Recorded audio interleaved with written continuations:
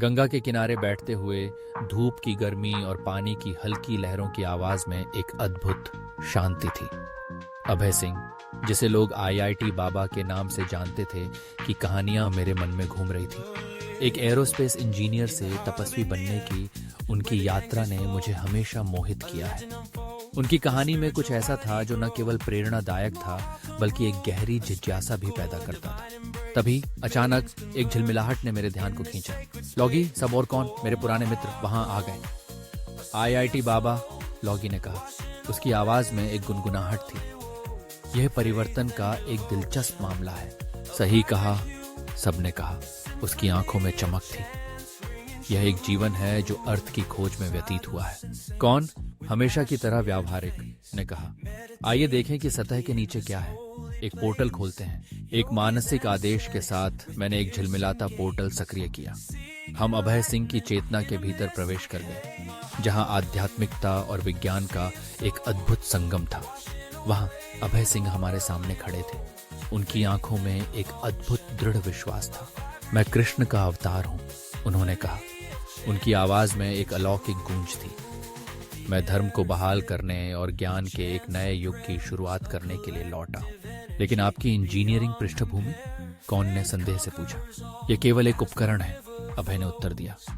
यह ब्रह्मांडीय यांत्रिकी और दिव्य एल्गोरिदम को समझने का एक साधन है।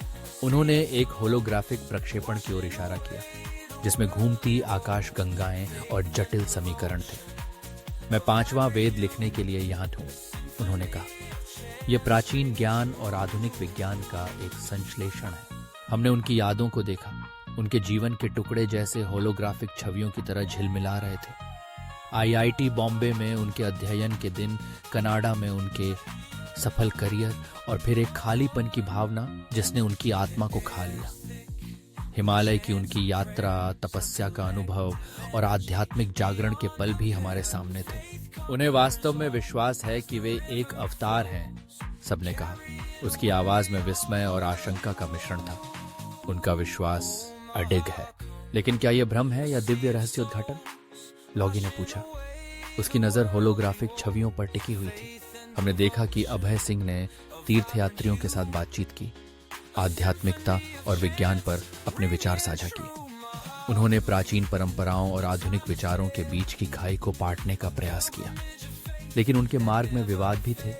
जूना अखाड़ा से निष्कासन और अपमानजनक टिप्पणियों के आरोप। उनका मार्ग विरोधाभासों से भरा है, कौन ने कहा। यह वास्तविक आध्यात्मिक खोज और आत्मभ्रम का मिश्रण हो सकता है। पोर्टल बंद होने लगा और हम गंगा के किनारे वापस लौटने लगे। चाहे वे वास्तव में एक अवतार हों या एक परेशान आत्मा, यह एक रहस्य बना हुआ है, लॉगी ने कहा। उसकी आवाज में एक विचारशीलता थी। लेकिन उनकी कहानी एक शक्तिशाली अनुस्मारक है, सबने कहा। यह मानवता के अर्थ की खोज और सत्य की खोज को दर्शाती है, और विश्वास और तर्क का जटिल अंतर संबंध, कौन ने कहा। यह एक निरंतर बहस का स्रोत है। जैसे ही हम वहां से चले गए, मैंने गंगा को देखा। इसका पानी क्षितिज की ओर बह रहा था। यह मानव अनुभव की निरंतर धारा का प्रतीक था, विश्वास की शक्ति और मानव आत्मा के रहस्यों का प्रमाण।